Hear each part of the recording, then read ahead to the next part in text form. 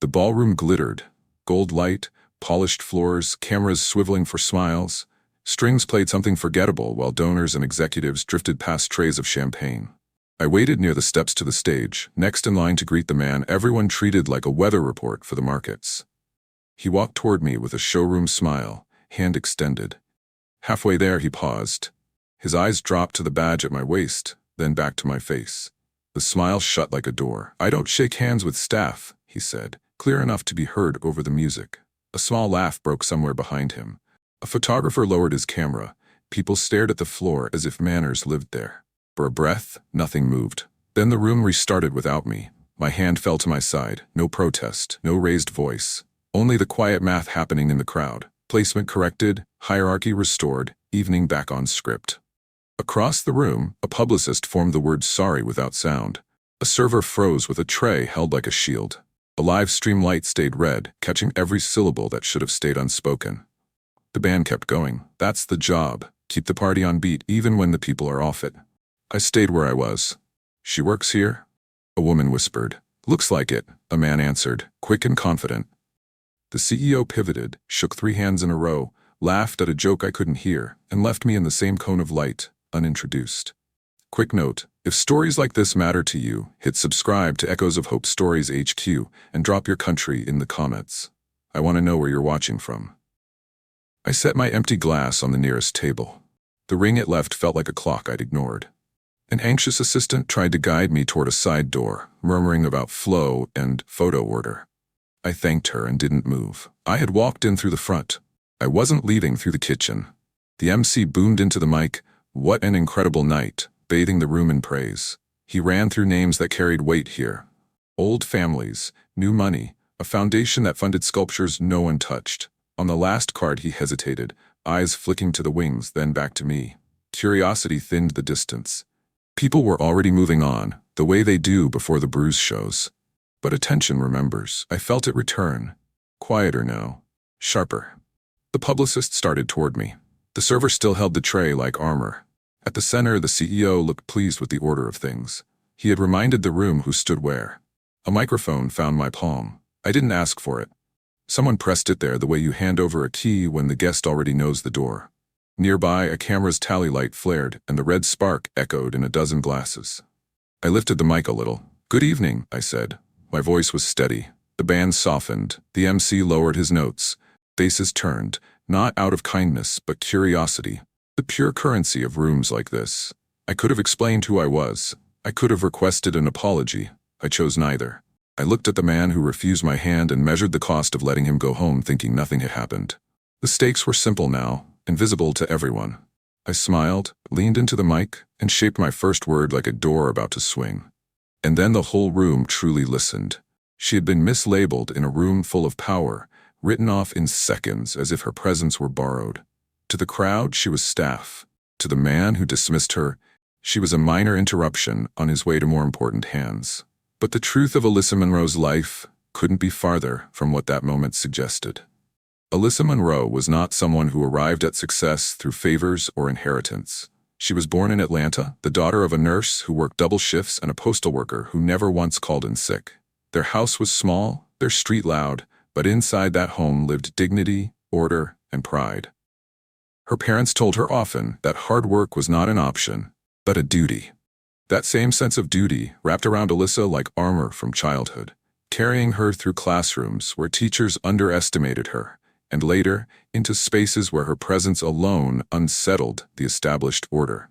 As a girl, she was quiet but restless. She stayed after school for science fairs, argued with librarians to let her check out more books than the limit allowed, and filled composition notebooks with designs for machines she couldn't yet afford to build. When her mother came home from the hospital exhausted, Alyssa would sit beside her, listening to stories about patience, listening harder to the lessons hidden inside those stories. Perseverance, compassion, patience. Her father delivered mail through rainstorms and heat waves, and every time he returned home, his shoes worn thin, he still found the strength to help Alyssa with homework. Their sacrifices became the foundation she walked on. By the time she reached high school, she was competing in national debate tournaments, not just winning trophies, but gaining the confidence to stand her ground against wealthier, louder competitors. A guidance counselor once told her Harvard was a stretch. Alyssa thanked him politely, filled out the application anyway, and months later, tore open the acceptance letter with trembling hands. Harvard sharpened her edges. She walked into lecture halls where few faces looked like hers, and quickly learned that invisibility was as heavy as ridicule. But invisibility never sat well with Alyssa. She asked the questions others whispered, stayed until professors closed their office doors, and graduated top of her class. Some of her peers called her driven, others called her intimidating. Alyssa wore both like badges. After graduation, while many classmates rushed into cushioned consulting jobs, Alyssa took a smaller role at a struggling software firm. Within 5 years, she was running it. Within a decade, she transformed that company into a global powerhouse, one whose name appeared on fortune lists and one whose products reshaped industries. She became known as a negotiator who never raised her voice, yet always left boardrooms with what she wanted. Journalists wrote about her ability to walk into spaces dominated by men twice her age and leave them wondering how they had agreed to every one of her terms.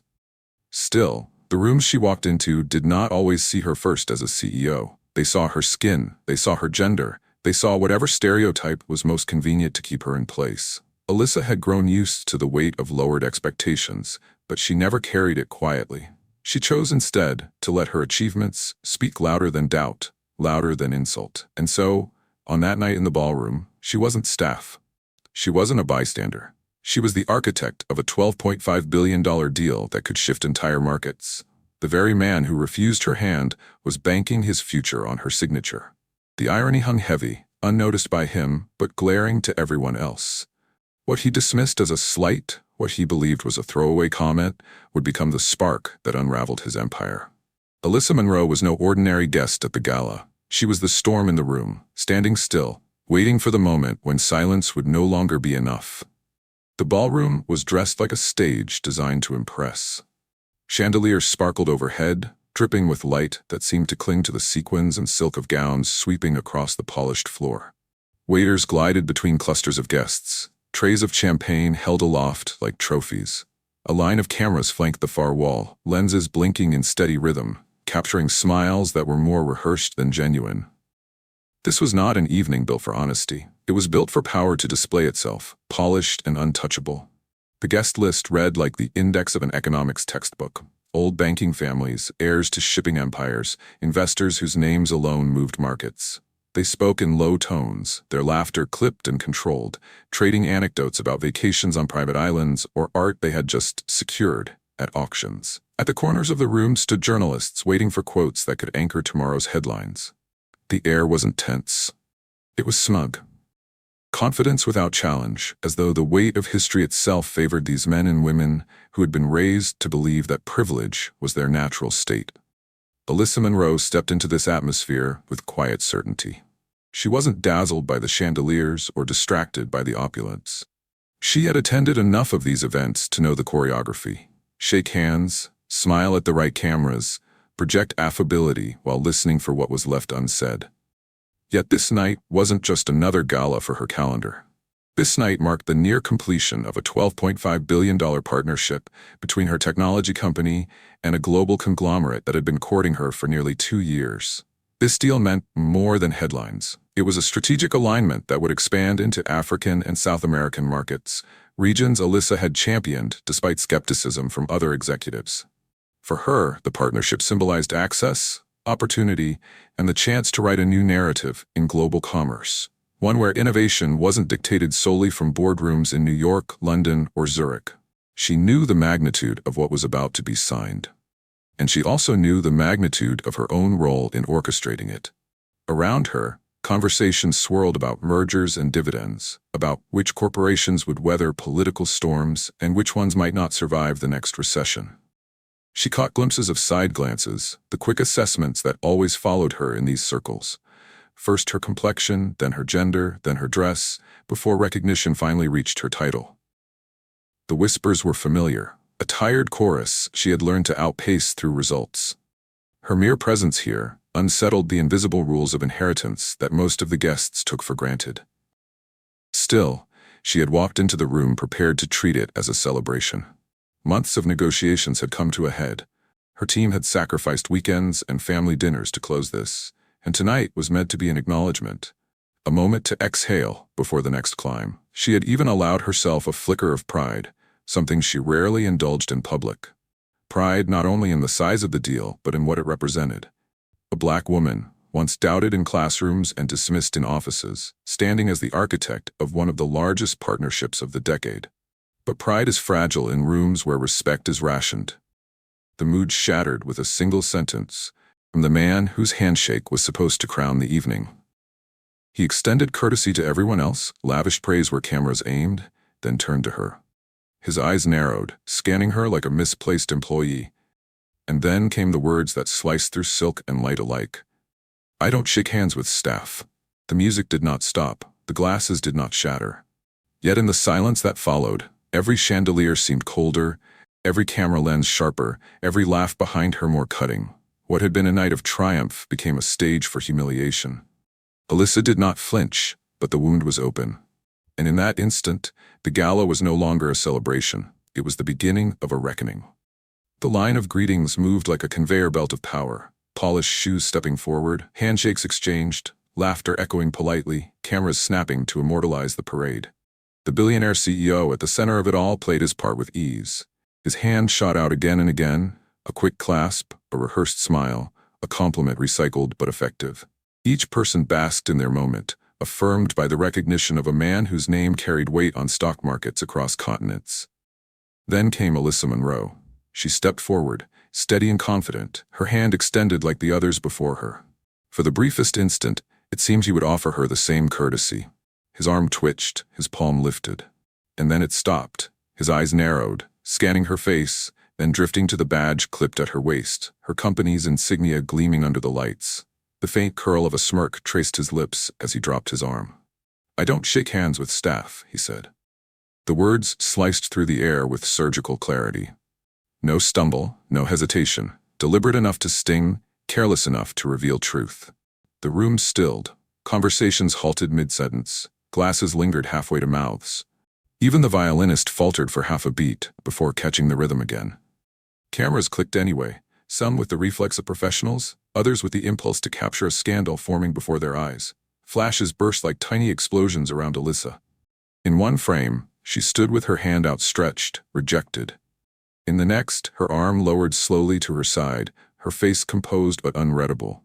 Her silence was louder than fury could have been. She did not argue, did not force an introduction, did not correct him with the title that outweighed his dismissal. She simply looked at him, eyes steady, as if memorizing the moment. Dignity, not outrage, filled the space between them. A murmur rippled through the crowd. A woman near the stage whispered, "Did he just?" A man shook his head quickly, as though denial could erase what they had all witnessed. A journalist lifted her phone, fingers flying over the screen. Already, the quote was leaving the room, bound for millions of strangers who would soon read it stripped of context, but heavy with meaning. The billionaire turned away without a flicker of remorse. He greeted the next man in line, hand extended once more, laughter resuming like nothing had happened. The script had returned for him. For everyone else, it hadn't. Alyssa remained still. Inside, she could feel the familiar pressure, the expectation to smile it off, to blend back into the wallpaper, to let the insult pass without consequence. She had faced versions of this her entire life. Professors who questioned if she had written her own papers. Investors who asked to speak to her boss when she was the boss. Colleagues who mistook her for the assistant even after she'd signed their checks. Every instance demanded the same decision, to speak and risk being branded angry, or to stay silent and carry the weight alone. Tonight, she chose silence, but not the silence of surrender. It was the silence of record-keeping, of strategy forming, of patience sharpening. Her restraint was not weakness, it was warning.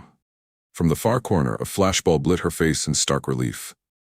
In that split second, the world saw a black woman standing tall in a room designed to belittle her. They saw composure forged from years of being underestimated. They saw dignity weaponized into something far heavier than anger. A server with a tray of champagne hovered nearby, unsure whether to offer her a glass or retreat. She nodded politely, declined, and kept her eyes forward. The cameras would not catch her rattled. Sometimes dignity is the loudest response, the voice inside her whispered. And in this room of wealth and arrogance, dignity had just spoken louder than the chandeliers above, louder than the investors watching, louder even than the man who believed he had silenced her. What no one realized in that frozen moment was that the words meant to reduce her would instead reduce him. The insult would not vanish when the music swelled again. It would follow him out of the ballroom, cling to his name, stain the deal that was supposed to crown his career. Alyssa remained still, but the ground beneath the celebration had already shifted. The silence she held so firmly was not an ending. It was the start of something none of them could yet imagine. The ballroom incident should have ended in that room, folded neatly into the night's schedule of handshakes and speeches. But humiliation has a way of escaping walls, especially when dozens of phones are pointed in the same direction. One guest, startled by the CEO's words, had pressed record just as Alyssa lowered her hand. The camera caught everything: the smirk on his face, the disbelief on hers, the silence that swallowed the music for those few suspended seconds. By the time dessert was being served, the clip was already in motion. It appeared first as a shaky upload on a small account. CEO refuses to shake black woman's hand, thought she was staff. The caption was blunt, the video raw, but its impact was immediate. Retweets piled up, comments flooded in, and by the time the ballroom lights dimmed for the keynote, millions had already seen the humiliation replayed again and again. The internet has no patience for polite rewrites. Screens lit up across time zones with outrage, disbelief, and bitter recognition. He thought she was staff. She owns the deal, one caption read, paired with a 30-second clip. That phrasing struck a nerve. It was repeated, quoted, turned into a headline by midnight. Hashtags rose fast. Not staff, respect her name, 12 billion deal. Employees from every corner of the corporate world began adding their own stories in the threads below. A woman wrote, "I was asked to pour coffee in a meeting I was leading." Another added, 10 years at this company and they still call me the intern." One reply after another created a flood. The single insult against Alyssa, now a mirror reflecting thousands of lived experiences. Within hours, the clip was on TikTok, spliced with commentary. Creators froze the video at the exact moment his arm dropped back to his side, circling his dismissive smile, replaying her composure in slow motion. "This is what racism in the boardroom looks like," one user said, voice steady over the footage. "This is how power protects itself." The comments under those videos read like confessionals. "This happened to me in banking. This is why I left law." They see skin before they see skill. Mainstream news could not ignore it. By the morning, anchors debated it over coffee tables, headlines plastered across chyrons, CEO snubs partner in $12.5 deal, and racism in the ballroom. Some commentators tried to soften it, perhaps a misunderstanding, but the clip itself refused to be softened. His words were clear, his face was visible, and her silence, dignified and unbroken, stood in contrast to his arrogance. Alyssa did not post, she didn't need to. The world spoke for her, amplifying the insult louder than any press release could. Even those who knew nothing about the business deal recognized the wound. A powerful black woman reduced to staff in front of hundreds, treated as if her worth could be dismissed with a single sentence. The public was not only outraged at him, they were protective of her, unwilling to let the insult stand unchallenged. Inside his corporation, panic brewed. Employees whispered across internal channels, trading the clip like contraband. Some voiced shame, others anger. A brave few posted openly on LinkedIn condemning their own CEO's behavior. The boardrooms that once echoed with self-assurance now echoed with fear of stockholder calls, media backlash, and collapsing negotiations. Humiliation travels fast, the voice of the story carried. But so does truth. The night had been intended as a coronation for the partnership, a symbol of global growth and profit. Instead, it became a spectacle of arrogance and bias, broadcast to millions. And the question hanging in every headline was not whether Alyssa had been wronged. That was clear. The question was what she would do next, because the entire world was watching for her reply. The clip had broken through the polished veneer of the gala and spilled into every corner of the world. But inside the building, the real storm gathered behind doors that cameras couldn't reach. The ballroom's chandeliers still glimmered, the music still played, and guests forced smiles as if the insult could be erased with another toast. Yet upstairs, in a private suite reserved for executives, the air was no longer celebratory. It was electric with fear. Alyssa Monroe did not storm out of the room when the insult was delivered. She didn't throw her champagne glass or demand an apology from the stage. Instead, she excused herself quietly, slipping into a corridor lined with portraits of past founders whose legacies were etched in gold frames. Her team followed, sensing the shift. They gathered around her in the suite, the sound of muffled music below only sharpening the silence between them. Her chief financial officer broke it first. "They don't understand what they've done," he muttered, running a hand over his tie. "This deal exists because of you. Without you." He didn't finish the sentence.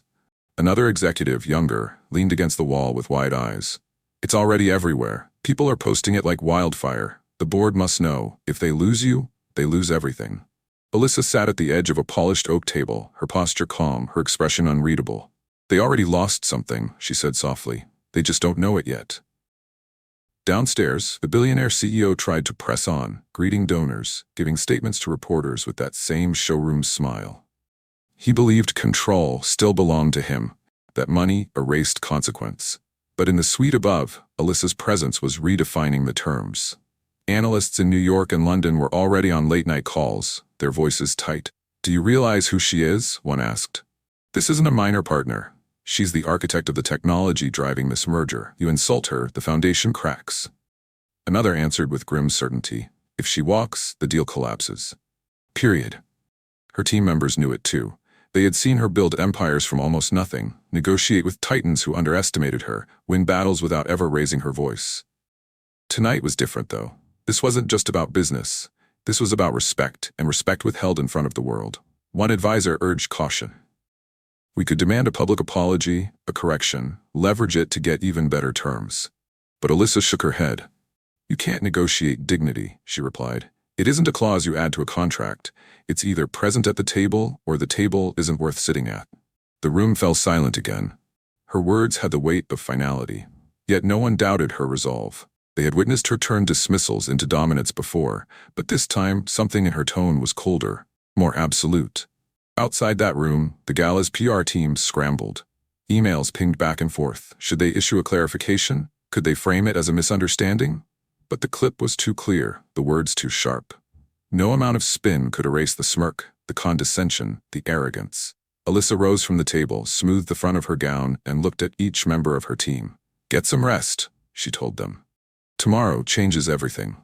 They exchanged uneasy glances, but none argued. They knew the next day would bring a decision that would echo louder than any press release, one that could shift billions and rewrite reputations. The party downstairs was still roaring, but upstairs, the true balance of power had already tilted. The man who thought he had dismissed staff had in reality dismissed the very deal that propped up his empire. The story's voice lingered in that quiet suite. The power dynamic was about to flip in less than 24 hours. Morning brought no humility. If anything, it brought defiance. The billionaire CEO woke to headlines dissecting his words and replaying the 30-second clip across every platform. Yet his first instinct wasn't regret. It was dismissal. Sitting in his penthouse office with a skyline view, he waved off the crisis meeting his aides had scrambled together overnight. "Social media overreacts," he said flatly, leaning back in his chair as if the weight of a billion-dollar partnership couldn't possibly shift under him. "This will blow over. It always does." His communications team, a row of professionals armed with laptops and worried expressions, exchanged uneasy glances. One ventured cautiously, "Sir, the clip has been viewed 40 million times. The hashtags are climbing. Even shareholders are tagging us, demanding answers." But he brushed it away with the arrogance of someone who had never been forced to face consequences. These things pass. People are outraged for a day, then they move on to the next scandal. Write something formal, measured, not groveling. We can't look weak. What followed was a statement so bloodless it read like a corporate memo. Released to the press before noon, it claimed there had been a misunderstanding at a celebratory event, emphasizing that the evening had been largely successful and that relationships with partners remained strong. There was no acknowledgement of Alyssa by name, no apology, no recognition of what the world had clearly seen. The reaction was immediate and brutal.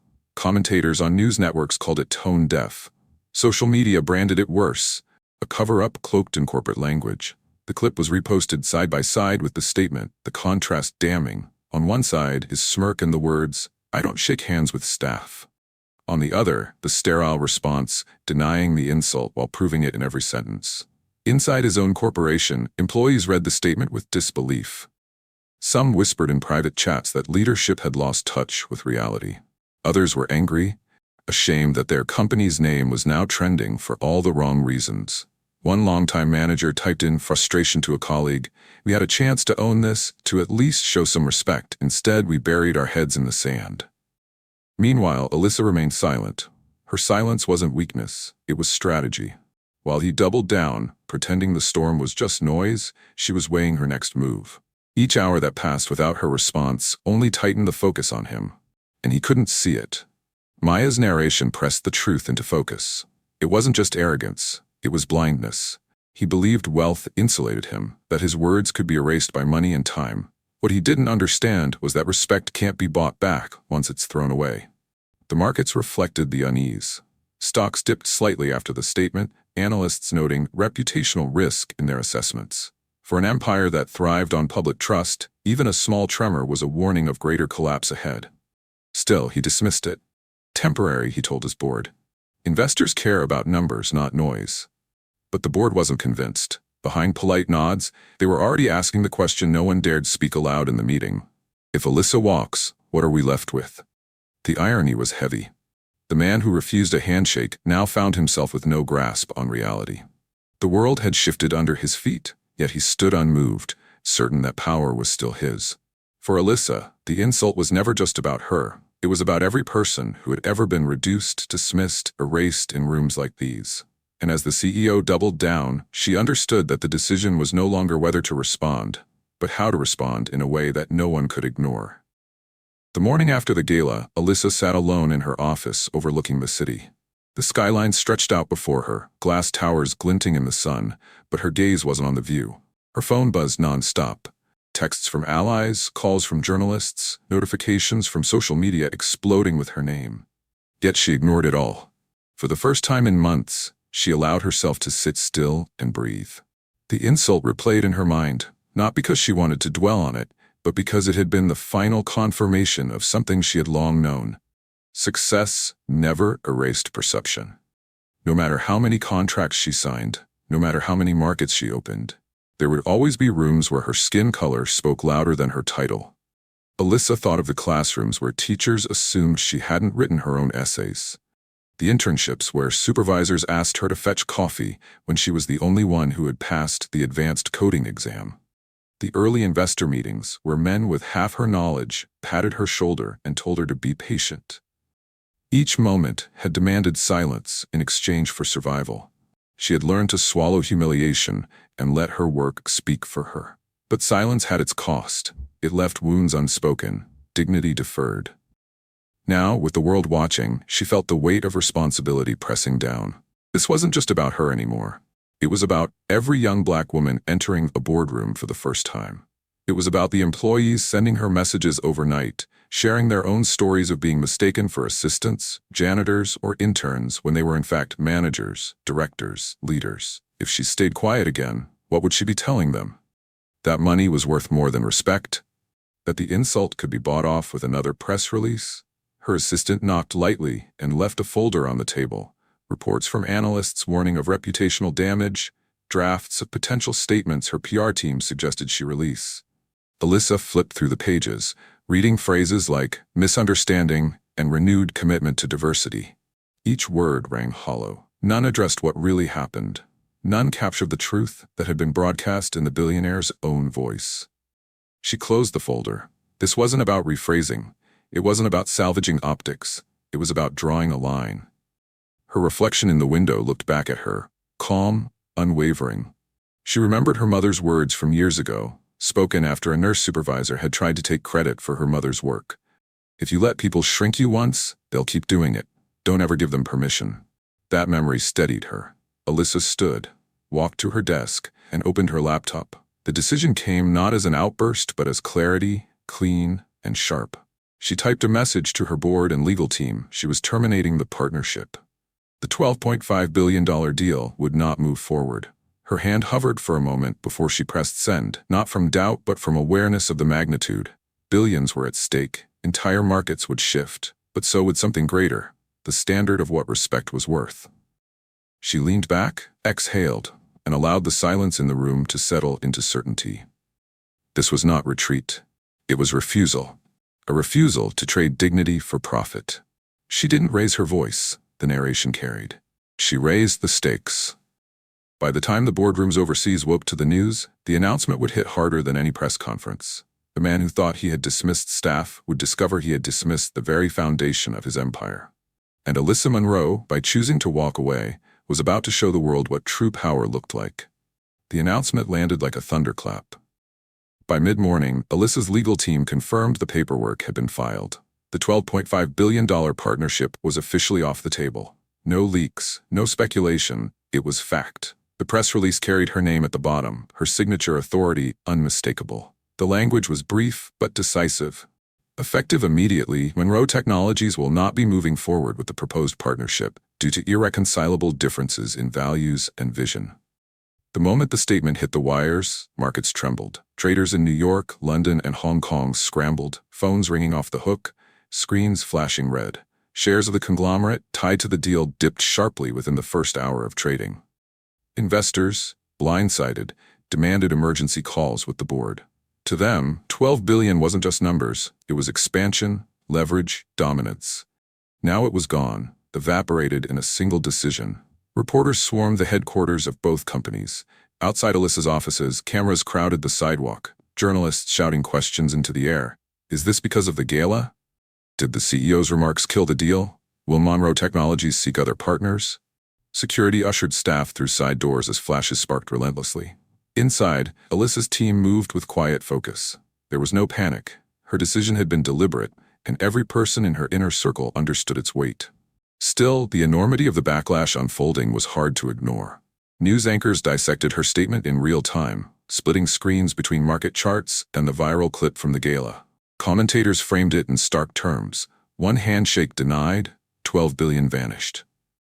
The billionaire CEO tried to control the fire. He convened a press conference in a marble lobby, standing behind a podium emblazoned with his corporation's logo. Flanked by executives, he attempted to downplay the collapse, insisting negotiations remain open, and that both sides are committed to finding solutions. But the cracks in his performance showed. His voice was tight, his smile forced. Reporters pressed harder, quoting his exact words from the gala. One asked bluntly, "Do you regret saying, 'I don't shake hands with staff'?"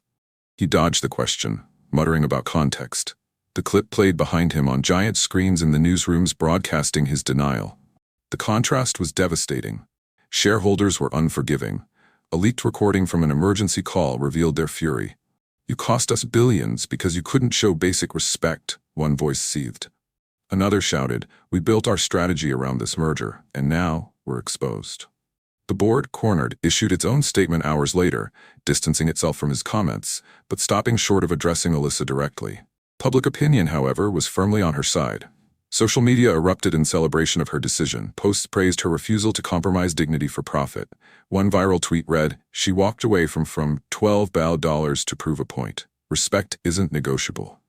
Employees across industries reposted the message, calling her a role model, a standard bearer for what corporate leadership should look like. For Alyssa, the day was long but not heavy. She worked from her office, reviewing new proposals that had already begun to arrive, companies eager to align themselves with her integrity, not just her technology. Her refusal had not diminished her power, it had multiplied it. By saying no, she had shifted the conversation from loss to principle, from numbers to values. As evening fell, news outlets ran montages, her composed silence in the ballroom, the smirk on his face, the market charts tumbling, the clip replayed with the caption, "Not staff." The narrative was clear, undeniable. The voice of the story pressed the truth home. One handshake denied, 12 billion vanished. But for Alyssa Monroe, it wasn't 12 billion lost. It was a declaration won. A declaration that respect had a price far greater than any deal. And the man who had dismissed her was now standing in the ruins of his own arrogance, while she stood taller than ever. The collapse of the deal was more than a corporate story. It was a mirror reflecting something older, deeper, and far more pervasive. The cameras captured one man's arrogance, but behind that single insult was an entire pattern that stretched across boardrooms, offices, and industries. Racism in corporate spaces rarely looks like slurs shouted in the street. It often hides behind assumptions, tone, and the casual dismissal of authority when the face of authority doesn't fit the expected mold. Alyssa Monroe was one of the most powerful executives in the world, yet she had still been mistaken for staff in a room where she was the reason the lights were even on. The data tells the same story. Studies show that while women of color account for a significant share of the workforce, they hold only a fraction of executive roles. Black women, in particular, remain nearly invisible in the C-suite. Fewer than 2% of Fortune 500 companies have ever had one at the helm. The numbers don't just reflect oversight, they reveal a system designed to limit who is seen as capable of leading. And when those rare few do rise, they face obstacles their white peers never have to calculate. Every handshake is a test. Every introduction is an evaluation. Every mistake, real or imagined, is magnified into a stereotype. The gala incident proved this with brutal clarity. Alyssa wasn't judged by her resume, her record, or her vision. She was reduced to an assumption in front of cameras, and that assumption carried more weight in the moment than her billions in influence. The story forces the question, if this happens to a billionaire black CEO, what chance does a young intern have? What chance does the first-year analyst who's told she doesn't look the part stand? What about the black manager who's consistently passed over for promotions while being asked to mentor the very people leapfrogging him?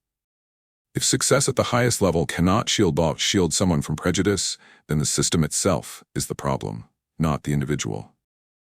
In offices across America, employees watched the viral clip and recognized themselves. They remembered being mistaken for assistants in meetings where they were the lead.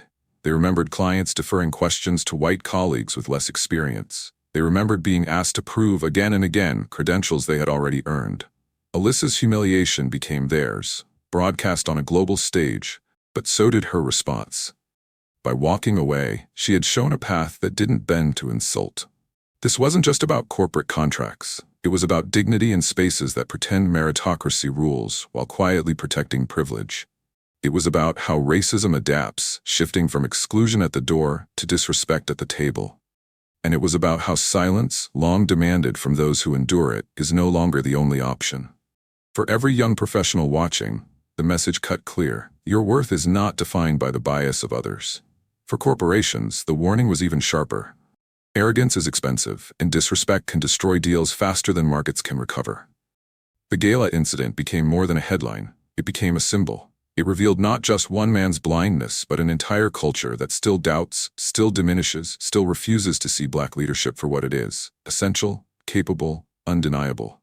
The voice of the story pressed the truth home. This was not a misunderstanding, not a one-off mistake. It was a glimpse of the larger machinery. And now that the world had seen it, the question was no longer whether it existed. It was what society would choose to do about it. The world expected Alyssa to retreat, to lick her wounds quietly while markets calmed and boardrooms adjusted. That was the way such stories usually went. Humiliation endured in silence, power pretending it was untouched. But Alyssa Monroe was not interested in silence anymore. Within a week of canceling the deal, she stepped forward with her own announcement. Not to apologize, not to defend, to build. Her company would commit hundreds of millions of dollars to launch a corporate equity initiative aimed specifically at investing in black-owned startups and emerging businesses often denied access to capital. The message was unmistakable. If the doors of privilege slammed shut, she would build new doors wide enough for others to walk through. The press conference drew international attention. Reporters crammed into her headquarters, waiting to hear whether she would address the insult directly. She did not mention the man's name, but she didn't need to. Respect is not optional, she said firmly, her voice carrying across the room. Dignity is not negotiable. If you cannot recognize the value of the people you deal with, you don't deserve the deal. The clip of her words became as viral as the insult that started it all. Social media carried the phrase into hashtags, posters, and murals painted on city walls. Employees across industries printed the quote on office whiteboards. Students repeated it at rallies. And entrepreneurs who had long been shut out of investment pipelines began applying to her initiative, many writing in their applications that her defiance had given them courage to try again. Major networks rushed to feature her. On CNN, she sat across from an anchor who asked, "Do you think this incident set back your company's growth?" Alyssa's calm smile was enough before her answer. Growth isn't just measured in dollars. It's measured in what we're willing to stand for. The segment ran globally, sparking debates in boardrooms and classrooms alike.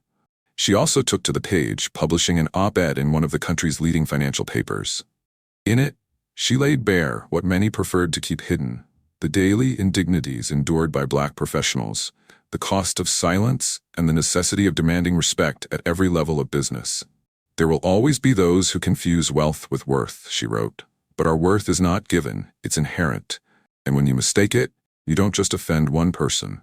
You jeopardize entire futures." The response was overwhelming. Letters poured into her office from people who had never met her, but felt seen by her stance. One teacher wrote that she used Alyssa's story to inspire her students to dream bigger. A young lawyer confessed that he had almost quit after years of being dismissed in courtrooms, but found new resolve after reading her piece. This was no longer about one gala, one handshake, one insult. It had grown into a movement. Business schools invited Alyssa to speak on equity and leadership. Nonprofits reached out to collaborate. Politicians cited her as proof that racism was not confined to streets or protests. It lived in the most powerful rooms, and it had consequences measured in billions. Through it all, Alyssa remained steady. She never gloated over the collapse of the deal, never indulged in personal attacks. Her focus was forward, her energy spent on building something lasting from the ashes of arrogance.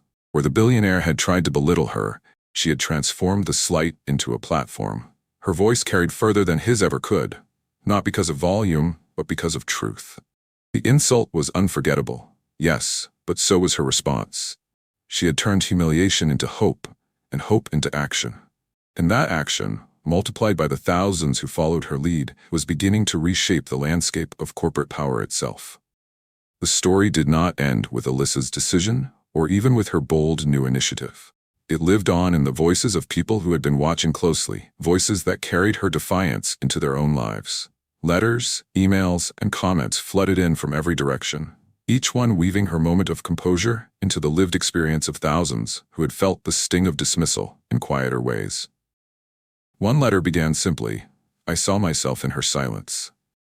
The writer, a young Black woman working at a law firm, described how she had been mistaken for an assistant when she walked into client meetings. She never corrected them, fearing that any protest would be branded unprofessional. But watching Alyssa's calm refusal at the gala reminded her that silence can carry strength too, not surrender, but strategy. "She reminded me," the letter continued, "that I don't have to beg for respect. I can stand in it, even if the room refuses to." Another message came from a mid-level manager in finance. "I've been ignored in boardrooms too." He explained how his ideas often landed only when repeated by someone else, usually a colleague who didn't look like him.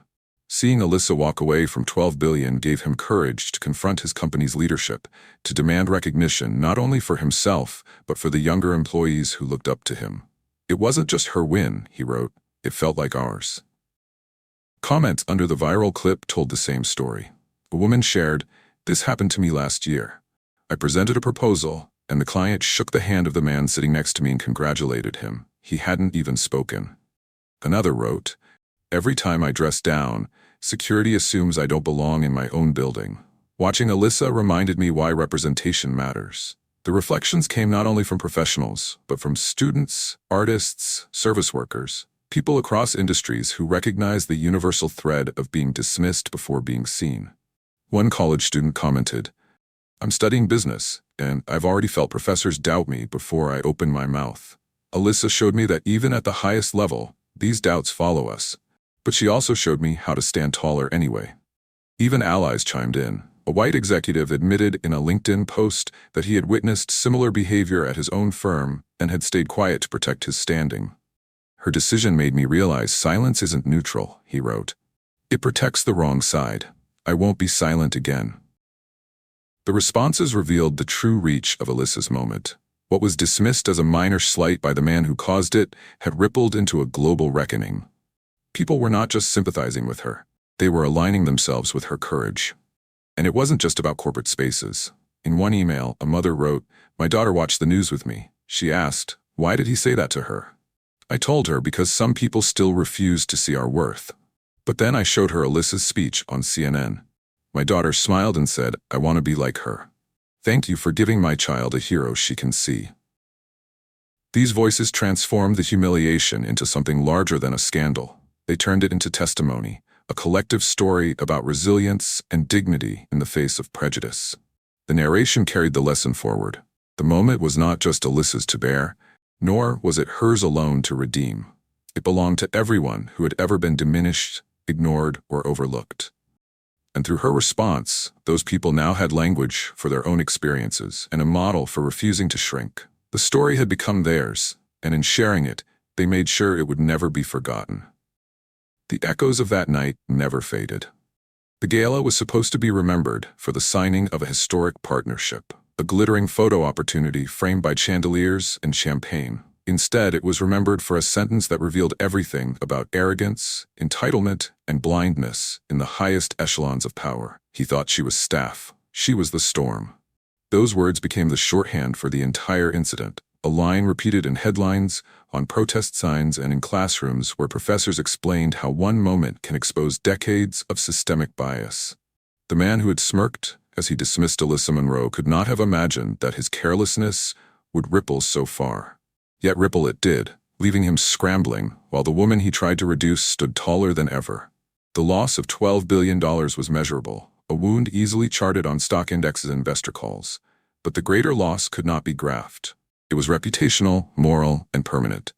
He had reminded the world that racism does not disappear with wealth or titles. It hides in plain sight, waiting for moments to reveal itself. And when it did, the price was not only humiliation, but collapse. Alyssa, on the other hand, refused to be reduced to that moment. She turned it into momentum. By walking away, she demonstrated something rare: the power to choose dignity over profit, to reject the idea that success demands tolerance of disrespect. She didn't just cost him a deal, she changed the conversation. Across offices, classrooms, and dinner tables, people asked harder questions. How many women like Alyssa had been dismissed quietly, without cameras, without hashtags? How many times had boardrooms laughed off prejudice as misunderstanding? How many careers had been stalled, not for lack of talent, but for lack of recognition? Alyssa's decision forced those questions into the light. Her new initiative, investing in Black-owned startups, became more than a business strategy. It became a symbol. It told the world that exclusion would no longer be tolerated as normal, that the doors shut to some would be rebuilt by others. She had turned insult into infrastructure, smirk into strategy, and because of her, thousands would benefit, not just from funding, but from the validation of being seen. In the end, the gala was not the triumph the billionaire thought he controlled. It was the turning point he never saw coming. His words were meant to remind Alyssa of her place.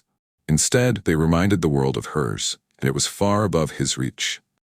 Stories like Alyssa's matter because they reveal not only the cruelty of prejudice, but also the possibility of resistance. They show that silence is not the only answer, that sometimes the most powerful response is not anger but action. Dignity, wielded with clarity, can topple empires built on arrogance. And so the voice of the story lingers, pressing into the hearts of everyone listening. He thought she was staff. She was the storm. If this story moved you, if it reminded you that silence is never an option, make sure you subscribe to Echoes of Hope Stories HQ. Share it with someone who needs courage today. And tell me in the comments, where are you watching from? Because this isn't just one woman's story. It's a call to recognize worth where others refuse to see it, to demand respect in spaces that try to deny it. And until dignity is treated as non-negotiable everywhere, stories like this will continue to be told, echoes that refuse to fade.